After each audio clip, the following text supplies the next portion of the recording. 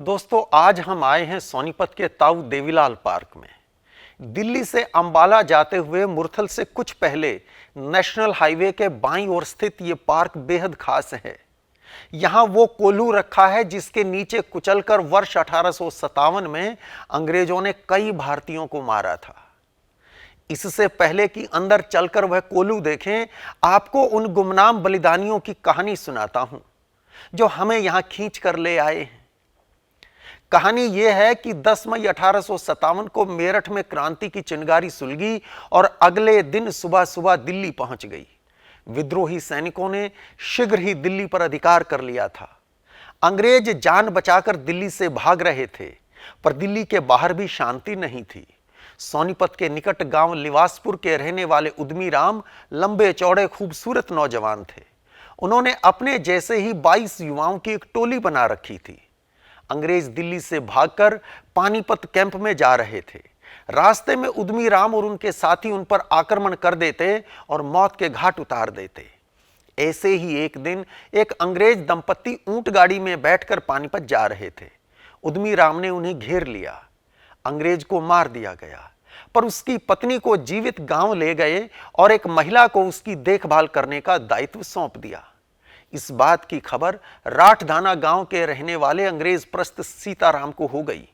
वो गुपचुप तरीके से अंग्रेज महिला तक पहुंचा और सबसे छिपाकर उसे लिवासपुर से निकालकर पानीपत अंग्रेजों के कैंप में पहुंचा दिया। जब दिल्ली पर दोबारा अंग्रेजों का अधिकार हो गया तो उन्होंने लिवासपुर पर आक्रमण कर दिया। उद्यमी राम और उनके साथी बल्लम, भाले, फरसे, कुल्हाड़ी और गंडासे लेकर अंग्रेज सेना पर टूट पड़े। बड़ी जी जान से युद्ध किया और कई अंग्रेज सैनिकों को यमलोक भी पहुंचा दिया। पर इन हथियारों से बंदूकों का मुकाबला आखिर कितनी देर करते। कुछ वीर युद्ध में काम आए और बाकी गिरफ्तार कर लिए गए। इसके बाद अंग्रेजों ने पूरे गांव को लूटा, बलपूर्वक महिलाओं के गहने उतारे और कई गाड़ियों में भरकर लूट का सामान ले गए। अंग्रेज भक्त सीताराम ने उद्यमी राम और उनके साथियों को पहचानने का काम किया। अंग्रेज उद्यमी राम और उनके साथियों को पकड़कर पास ही राई गांव स्थित अपने कैंप ले गए। वहां उद्यमी राम को पीपल के पेड़ पर बांधकर हाथों में लोहे की कीलें गाड़ दी गईं। उन्हें भूखा प्यासा रखा गया। अनेक अमानवीय अत्याचार किए। जबरदस्ती मुंह में पेशाब डाला गया। 35 दिनों तक वीर उद्यमी राम पेड़ से बंधा यूं ही तड़पता रहा और अंततः वीर गति को प्राप्त हुआ। उनके साथी जसराम, रामजस, सहजराम और दूसरों को निर्दयी अंग्रेजों ने सड़क पर लिटाकर पत्थर के भारी कोल्हू से कुचलकर मार डाला। निर्ममता से इंसानों को जिन कोल्हुओं के तले कुचला गया, उनमें से एक कोल्हू यहां रखा है। चलिए देखते हैं।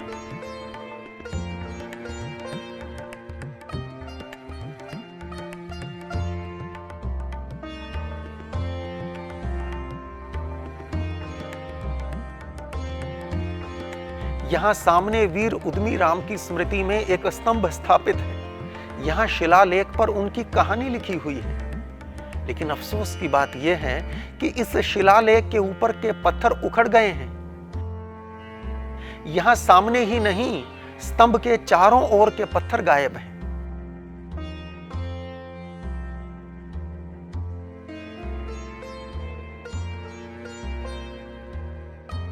नीचे फर्श की हालत भी खराब है, सफाई भी नहीं है, इधर पाइप पड़े हैं। शायद किसी को इसकी पवित्रता की सुध नहीं है। और ये रहा वो कोल्हू जिसके नीचे कुचलकर अंग्रेजों ने लिवासपुर गांव के वीर स्वतंत्रता सेनानियों को मारा था। इसका व्यास लगभग 4 फुट है और चौड़ाई भी शायद इतनी ही होगी। यदि 2600 kg पर क्यूबिक मीटर की डेंसिटी लें तो इस पत्थर का वजन लगभग 3500 किलोग्राम होना चाहिए। यानी 3 टन से अधिक भारी कोल्हू के नीचे कुचलकर इंसानों की जान ली थी उन अंग्रेजों ने।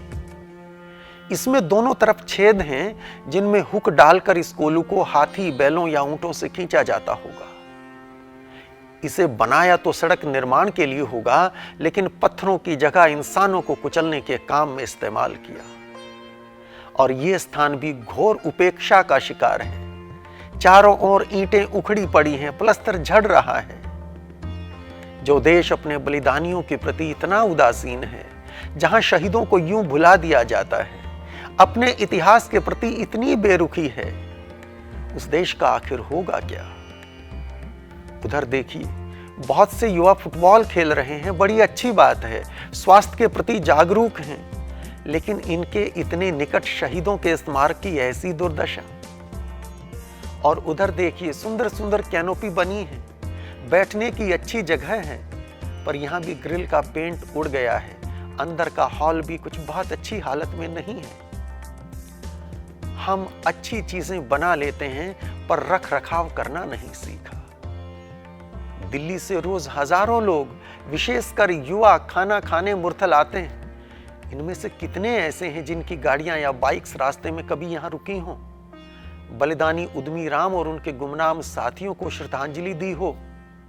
मेरी आप सभी से हाथ जोड़कर विनती है, कभी यहां से गुजरें तो कुछ मिनट निकालिए, और यदि संभव हो तो प्रशासन का ध्यान इधर आकर्षित कीजिए, जिससे बलिदानी उद्यमी राम के स्मारक की पावनता बरकरार रह सके। जय हिंद, जय भारत।